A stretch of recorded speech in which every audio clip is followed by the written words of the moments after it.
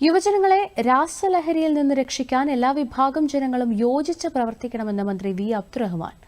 കണ്ണൂർ പുഷ്പോത്സവത്തിന്റെ ഭാഗമായി ഏർപ്പെടുത്തിയ മാധ്യമ പുരസ്കാരങ്ങൾ വിതരണം ചെയ്യുകയായിരുന്നു അദ്ദേഹം.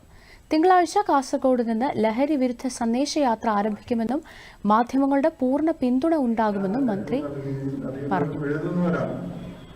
നിങ്ങളുടെ പൂർണ്ണമായുള്ള സഹകരണം കണ്ണൂരിലെത്തും നിങ്ങളുടെ ഭാഗത്ത് ഉണ്ടാവണമെന്നുള്ളൊരു അഭ്യർത്ഥന മുന്നോട്ട് വെക്കുകയാണ്. കാരണം ഈ ഒരു സന്ദേശം നമ്മുടെ പൊതുസമൂഹത്തിന്റെ മുന്നിലെത്തിക്കുക, പ്രത്യേകിച്ച് യുവാക്കളുടെ ലോകത്തിൽ എന്താണ് അവർ നഷ്ടപ്പെടുന്നത് എന്ന് അവരെ ബോധ്യപ്പെടുത്തുക എന്നുള്ളതാണ്. സ്വന്തം ജീവിതമാണ് നമുക്ക് നഷ്ടപ്പെടുന്നത്.